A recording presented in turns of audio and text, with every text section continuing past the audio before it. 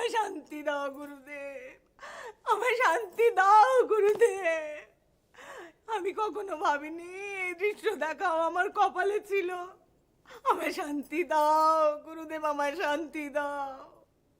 10 মাস 10 দিন যার জন্য এত যাতনা সইলুম, সে কেমন এক ঝটকায় আমাকে পর করে দিল। মা মরে ঝিঝি করে, ঝি মরে কি করে। হ্যাঁ, বউ এখন নয়নের মনি হয়েছে। গুরুদেব, গুরুদেব তুমি আমায় বলে দাও আমি এখন কি করব গুরুদেব। তোমার বই আমি কিছুই জানি নে গুরুদেব, তুমি আমাকে যে পথে বলবে আমি এখন সে পথেই চলবো গুরুদেব। আমার শান্তি। কি করছো বলো তো? দয়া করে একটু ক্ষান্ত দাও। কি একটু এদিক থেকে এদিক হলো, ব্যাস অমনি সমানে কামান দেখে চলেছো। কি বলছো তুমি? একটু হলো? আচ্ছা তুমি কি গো, ছেলে না হয় পর হয়ে গেছে তাই বলে তুমিও সেই দলে নাম লেখালে? দেখো, আমি তো দেখছি তুমি দিন দিন কেমন যেন একটা ছেলে মানুষ হয়ে যাচ্ছ। আচ্ছা, হাজার হলে ওর বউ তো। এই যে আমার সামনে তোমাকে যদি কেউ অকথা কুকথা বলে, সেটা কি আমার সহ্য হবে? কেউ মানে মার কেউ এক হলো?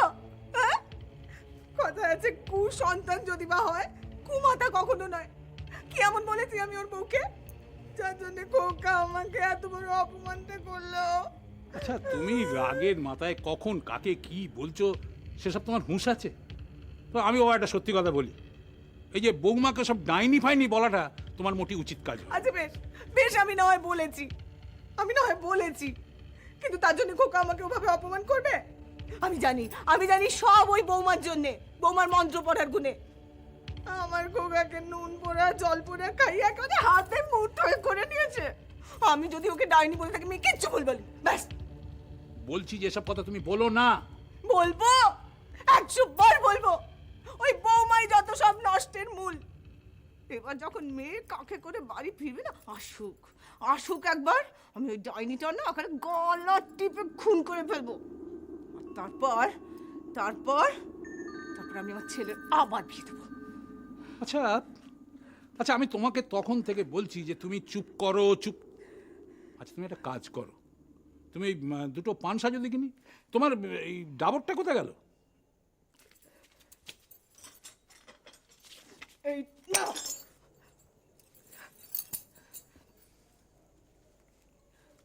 আচ্ছা দেখো জগমায়, আমি একটা কথা বলি কি, যে দেখো যা হবার তা তো হবেই। আমি হতে দেব না। আচ্ছা, কি মুশকিল। আচ্ছা, সবই কি তোমার ইচ্ছে মতো হবে না তা কি হতে পারে? তুমি ওই খোকার কথা একবার ভাবো, তার মনেও কি কম দুঃখ? দেখো, সে হয়তো মুখ ফুটে তোমায় কিছু বলছে না, কিন্তু একটা ছেলের কামনা তো, এই আশা তো সবাই করতে পারে। হ্যাঁ, সেই আশা ওই তাপতি, তোমার ওই বৌমা, সে পূরণ করতে পারবে না। মেয়ে তৈরির খোল ওর। তাও যদি বাজা হতো তাহলে ওনার মনকে বুঝ দেওয়া যেত। হ্যাঁ, এই জন্য বুঝলে, এই জন্যে ওই সমস্ত টেস্ট ফেস্ট করার ব্যাপারে আমার ঘোরতর আপত্তি ছিল। হ্যাঁ, তুমি চুপ করো তো। টেস্ট পেস্ট করার ব্যাপারে ঘোরতর আপত্তি ছিল? টেস্ট না করলে ওই পেটের মেয়েটা করে ছেলে হয়ে জন্মাতো, তাই না? আরে বাবা, সবার ভাগ্যে সবকিছু লেখা থাকে না। আমি ওসব ভাগ্য ভাগ্য জানি না, মানি না ভাগ্য টাগ্য। নাতি আমার চাই চাই চাই, ব্যাস। হ্যাঁ, নাতি আমার চাই চাই চাই, ব্যাস। হ্যাঁ চাই, আর সেটা কি করে পেতে হয় আমি জানি, তার জন্য যা করতে আমি করব। কি কি করবে তুমি? সে কৈফিয়ত আমি তোমাকে দেব না।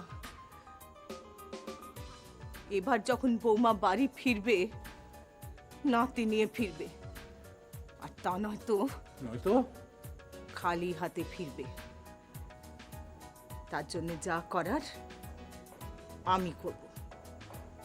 শোনো, হ্যাঁ, কাল আমার সারাদিনের জন্য গাড়িটা লাগবে, আমাকে একবার দিও তো। আমার এক জায়গায় যাওয়ার আছে। এক জায়গায় যাবার আছে? কোথায়?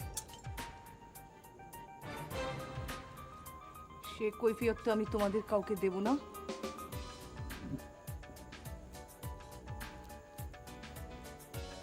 দেখি না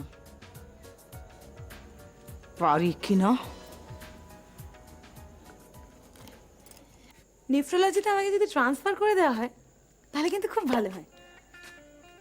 হঠাৎ এই ডিপার্টমেন্টে ট্রান্সফার নিতে চাইছো? আমাদের তো সব ডিপার্টমেন্টের কাজ মোটামুটি একই, সোনালি। না, এখানকার অ্যাটমসফিয়ারটাই আলাদা। সেদিন ডক্টর সেনের কাছে গল্প শুনছিলাম। যারা ডক্টর রায়ের আন্ডারে কাজ করেন, মানে আপনারা, তাদের প্রত্যেকের মতামত রয়েছে, মতামত প্রকাশ করার স্বাধীনতাও রয়েছে। ও আচ্ছা, এইরকম কথাও হয় নাকি তোমার সঙ্গে ডক্টর সেনের? হ্যাঁ, অনেক কথাই হয়। উনি তোমাকে প্রায় এগিয়ে দেন, তখন বলেন আপনারা ইন্ডিভিজুয়াল হলেও আপনারা ইউনাইটেড। প্রত্যেকের মতামত শেয়ার করে পেশেন্টের ব্যাপারে সিদ্ধান্ত নেওয়া হয়। এখানে একজন নার্স, একজন ডাক্তার, কে কারা, এই ডেজিগনেশন কোনো ম্যাটারই করে না। Just like a family. এবার বুঝেছি তুমি কেন এই ডিপার্টমেন্টে ট্রান্সফার চাইছো। তার মানে ডক্টর সেনই তোমার মোটিভেটর। আর কি বলেন উনি? আরো আরো অনেক কথা বলেন উনি। আসলে আমার না ওনাকে খুব ভালো লাগে। বন্ধুর মতো ভীষণ সহজে মিশে যেতে পারেন উনি। তার মানে ডক্টর সেনই তোমার এত ভালো বন্ধুত্ব হয়ে গেছে যে তুমি এখানে ট্রান্সফার চাইছো, তাই তো? না, ঠিক তা নয়। সোনালি, ডক্টর সেন তোমাকে অনেক কথা বলেছেন, কিন্তু একটা কথা বলতে তিনি ভুলে গেছেন। সেটা হলো এই ডিপার্টমেন্টের ডিসিপ্লিন। জানো তো, আমাদের যিনি head of the department, doctor নক্ষত্র রয়, উনি ভীষণ কড়া ধাঁচের মানুষ। স্পন্দনে প্রত্যেকে জানে, তুমিও হয়তো জানো। এই যে তুমি একটা অন্য ওয়ার্ড ছেড়ে অন্য ওয়ার্ডে এসে গল্প করছো, এটা উনি মেনে নেবেন না। গল্প? না না, আমি গল্প করতে আসিনি। আমাকে তো ডক্টর সেনই এখানে আসতে বলেছেন, ডেকে পাঠিয়েছেন উনি আমাকে এখানে। ডক্টর সেন? ও আই এম সরি, অ্যাকচুয়ালি তো আমি জানতাম না যে উনি তোমাকে ডেকে পাঠিয়েছেন। ও সরি, আপনাকে আমি আসতে বলেছিলাম। আসলে ওই রাউন্ড কমপ্লিট করে আসতে আমার একটু দেরি হয়ে গেল। না না, আমি ঠিকই ছিলাম। আমি তো শিলির সাথে গল্প করছিলাম। ঠিক আছে, আপনারা কথা বলুন, আমি বরং ওয়ার্ডটা একবার ঘুরে আসি। ব্যাস।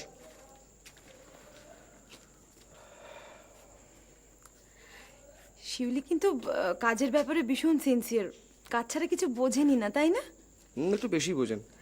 যাকে আপনাকে যে কারণে ডেকে পাঠিয়েছি, একটা ফেভার করতে হবে আপনাকে। হ্যাঁ, কি ব্যাপারে বলুন না। ওই তপতি সান্যালের ব্যাপারে। তপতি সান্যালের ব্যাপারে? আমি তপতি সান্যালের ব্যাপারে কিছু জানি না। বিশেষ করুন ডক্টর সেন, আপনাকে নিশ্চয়ই কেউ রং ইনফরমেশন দিয়েছে। আমি ওনার ব্যাপারে কিছু জানি না। দাঁড়ান দাঁড়ান দাঁড়ান, আপনাকে তো আমি কিছু জিজ্ঞাসাই করিনি, আপনি তো টেন্সড হচ্ছেন কেন? না না তো, মানে হ্যাঁ। তার মানে আপনি সব কিছুই জানেন, জেনে চেপে গেছেন। তো কেন, ওয়াই? প্লিজ ডক্টর, আপনি কিছু মনে করবেন না। Forgive me.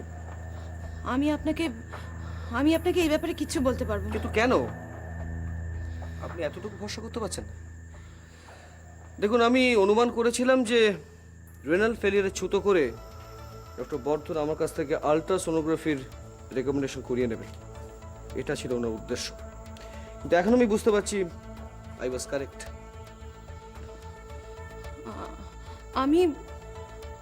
আমি কি বলবো বলুন তো? সত্যিটা। আপনি তো ভয় পাচ্ছেন কেন? হ্যাঁ, চুপ করে থাকবেন না, প্লিজ বলুন।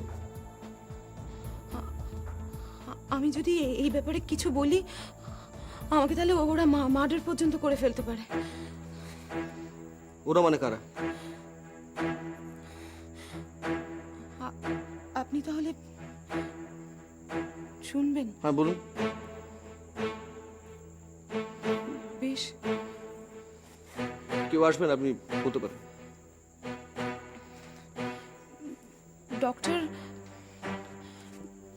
ডক্টর বর্ধন তপতির হাজবেন্ডের কাছ থেকে টাকা নিয়ে এই কাজটা করেছে। আসলে ওদের উদ্দেশ্য ছিল বেবির সেক্স ডিটারমিনেশন করা। I see. এই ব্যাপারটা বাই চান্স আমি ওভারহিয়ার করি। আমি সেদিন, আপনি যেদিন ওই তপতিকে চেক করতে গিয়েছিলেন না, আমি সেদিন আপনাকে হিন্টসও দিয়েছিলাম, কিন্তু ডক্টর বর্ধন চলে আসায় আমি আর কিছু বলতে পারিনি। তা আপনি তো আমাকে পরেও বলতে পারতেন। আসলে ডক্টর বর্ধন এই ব্যাপারটায় আঁচ পেয়ে ব্রজ আর মানিককে দিয়ে আমাকে হুমকি দিয়েছিল। বলেছিল যে এই ব্যাপারটা নিয়ে আমি মুখ খুললে ওরা আমাকে মার্ডার করে দেবে। এত দূর? ডক্টর, আমি তো আপনাকে সব কিছু বলে দিলাম। সব ঠিকঠাক থাকবে তো? কিন্তু সবকিছু জানার পরেও চুপ করে থাকাটা কি ঠিক হবে? আপনি কি বলেন? তাহলে তাহলে আমার কি হবে?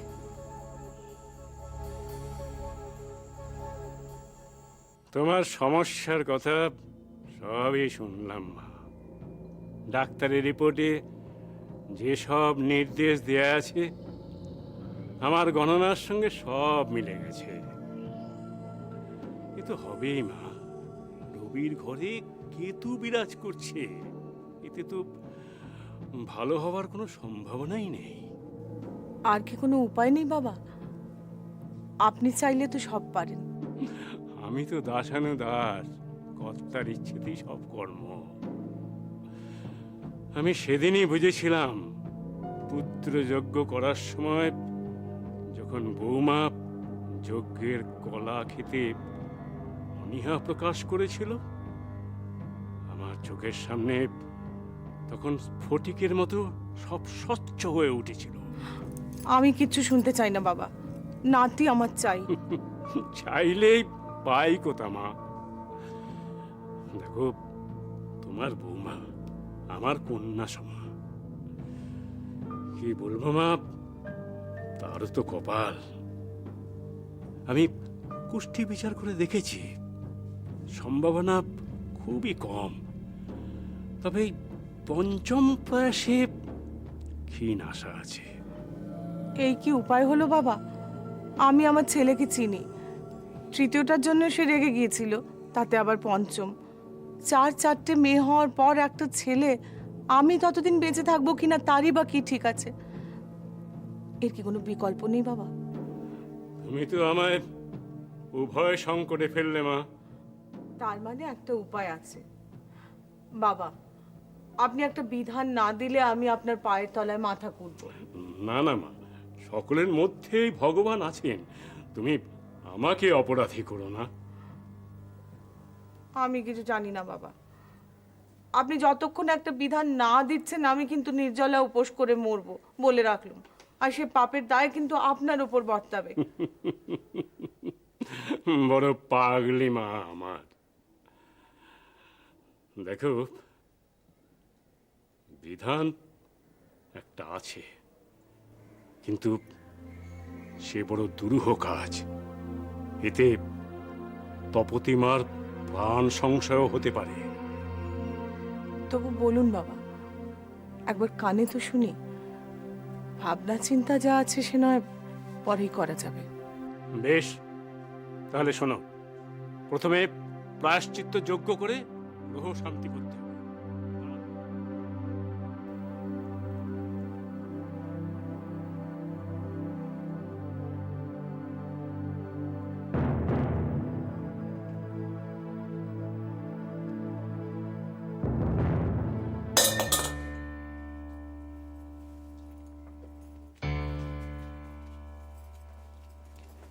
এই, তুই এখানে দাঁড়িয়ে কি করছিস রে? আমি পড়তে যাবো। তুই পড়তে যাবি তো এখানে দাঁড়িয়ে কি করছিলি? হ্যাঁ, যা আসুন শান্তিকে ডেকে দে। আই শান্তি, আই শান্তি। তোমাকে ডাকতে হবে না, আমি ডাকছি, তোমরা কথা বলো। আচ্ছা ঠিক আছে, যা যা।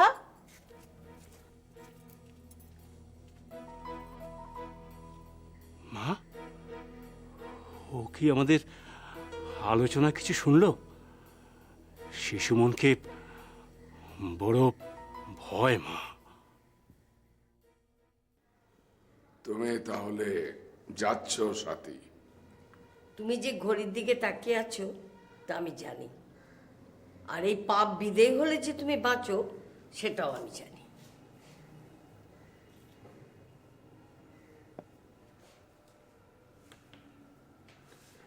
এ বিষয়ে আমি কিছুই বলবো না, এমনকি আমি একথাও প্রমাণ করবার চেষ্টা করব না তোমার এসব ভাবনা কত ভুল। তবে আমার মনে হচ্ছে এ দেখাই আমাদের শেষ দেখা নয়।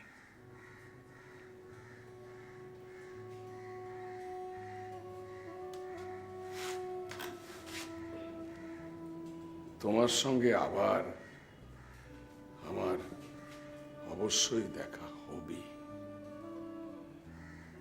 হয়তো অসুস্থ হয়ে আমি কলকাতায় গেলাম, কিংবা আমাকে দেখতে তুমি কলকাতা থেকে ছুটে এলে। দেখা আমাদের হবেই। সেদিনও কি তুমি আজকের মতো এই রকম রাগ করে গম্ভীর হয়ে থাকবে সাথী? একজন মৃত্যুপথ যাত্রী মানুষকে দুটো আশার কথা শুনিয়ে এতটুকু সান্ত্বনা দেবে না সাথী? এ কথা কেন বলছো জ্যোতিদা? কে আগে যাবে কেউ বলতে পারে? হয়তো আমি আগে। তুমি শুধু নিচেরটাই বোঝো। একটা সম্পর্ককে জিয়ে রাখতে গেলে কি দরকার তা তুমি জানো, বোঝো? না, আমি বুঝি না, আমি জানি না সাথী। আমার অনুরোধে আর দুটো দিন শিমুলতলায় থেকে জীবনের সেই পাঠ আমাকে দাও সাথী। সাথী, আমার অনুরোধ, তুমি আর দুটো দিন থেকে যাও সাথী। এভাবে তুমি চলে গেলে আমি ভারী কষ্ট পাবো সাথী। কিছু বলো, কিছু অন্তত বলো সাথী।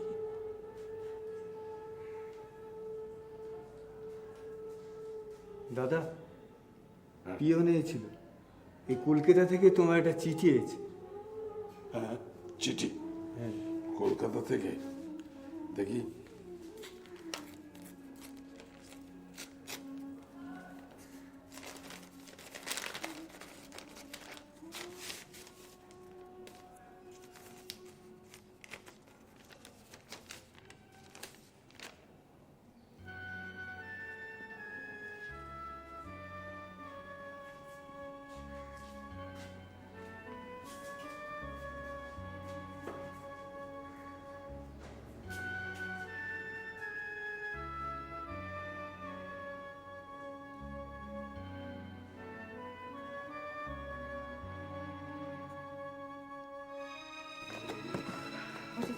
ছিলাম না স্যার। কেন, অপারেশনের জন্য? তা এখন কেমন মনে হচ্ছে? মনে হচ্ছে না এভারেস্টে চুড়ে গিয়ে বসে আছো? সত্যি এভারেস্ট জয় করার মতো। মানে এই অপারেশনটা যে কোনোভাবে সাকসেসফুল হতে পারে এটাই আমি। ডাক্তারবাবু, কেমন ও বাবা, আমি তো ভালো আছি, আমি তো ভালো আছি। তুমি কেমন আছো? হ্যাঁ, একদম ভালো। কোনো প্রবলেম নেই তো শরীরে? Good, very good. আপনাদের আশীর্বাদে আমার অসুখ একদম শেষ। মানে কোনোদিন যে অসুখ ছিল এটাই ভুলে গেছি। বাহ, ভেরি। বাবা তাহলে এখানে কি করছো? যাও বাড়ি যাও। এখানে আসলে আমার এক বন্ধু ভর্তি হয়েছে রিসেন্ট, আচ্ছা, অ্যাক্সিডেন্ট কেস। একটা আঙুল ভাঙা গেছে, সেই জন্যই আসা। আমার আবার স্পন্দন 9 নক্ষত্র তো সব জানা, সেই জন্যই অফিস থেকে আমাকে পাঠালো, বললো যাও গিয়ে। তা এমার্জেন্সিতে গিয়েছিলাম, বললো সার্জিক্যালে পাঠিয়ে। হ্যাঁ দেবী তো, সার্জিক্যাল। তোমার মনে আছে তো সার্জিক্যাল ওয়ার্ডটা কোথায়? হ্যাঁ, ওই পেছন দিকে তো। রাইট, পেছন দিকে না? আচ্ছা দেখো। আরে এই দেখো, আরে কি পাগল ছিল। যাও বন্ধুর সঙ্গে দেখা করেছো, বন্ধুর সঙ্গে দেখা করেছো গিয়ে। আর শোনো, চিন্তা ভাবনা কিছু করো না। আমাদের একজন খুব ভালো সার্জন এসেছেন, doctor Rangaswamy. He is one of the best surgeons in Asia, বুঝলে? ডাক্তারবাবু ওয়ার্ডে আছেন, পেয়ে যাবে, চলে যাও। আসছে। Wish you all the best, ভালো থেকো। চল। দেখো মানুষগুলো আমাদের ডাক্তারদের একদম ভগবানের মতন দেখে, হ্যাঁ? দেখালেই ডিপ ডিপ করে প্রণাম করে। আসলে কি জানো মল্লিকা, একটু ভালোবাসা, একটু যত্ন, এ সমস্ত আমরা যদি একটু চেষ্টা করি না, আমরা কিন্তু মানুষগুলোকে চিরকৃতজ্ঞ করে রেখে দিতে পারি। দেখুন, কত অল্প আয়াসে আমাদের বিশাল বড় প্রাপ্তি, হ্যাঁ? অথচ আমরা কি করি, আমরা আমাদের কাজের বাইরে কিচ্ছু করি না, কিন্তু যেটুকু দরকার, যেটুকু করণীয়, তার বাইরে কিচ্ছু করি না না। না, করণীয়টা ক্ষেত্রেও তো আমাদের অবহেলা, এবং এই অবহেলার জন্য বলতে খারাপ লাগে, দেখো কত মানুষ আস্তে আস্তে মৃত্যুর দিকে এগিয়ে যাচ্ছে, কত মানুষের মৃত্যু হচ্ছে, আমরা কেউ ভেবেও দেখি না। It's very very unfortunate. একটা সামান্য গাফিলতি আর ভগবান হয়ে যান শয়তান।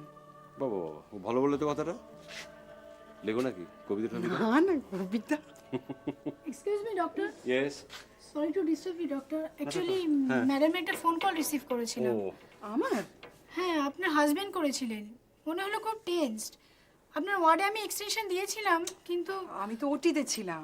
না মানে আমি ওয়ার্ডে মেসেজ রেখে দিয়ে এসেছি, কিন্তু সামনাসামনি দেখা হয়ে গেল বলে। না না না, তুমি ভালো কাজই করেছো, খুব ভালো কাজ করেছো। তুমি একটা কাজ করো, তুমি এখন টেলিফোন করে নাও, কারণ আমার মনে হচ্ছে কোনো একটা সিরিয়াস ব্যাপার আছে।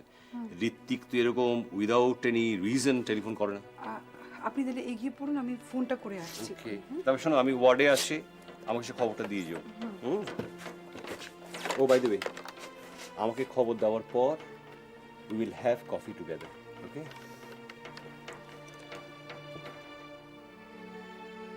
পিক পিক পিক পিক করে যাচ্ছে কেন এটা? লাইন হুক করতে প্রবলেম হচ্ছে বোধহয়, আপনি রিডাইল করুন না।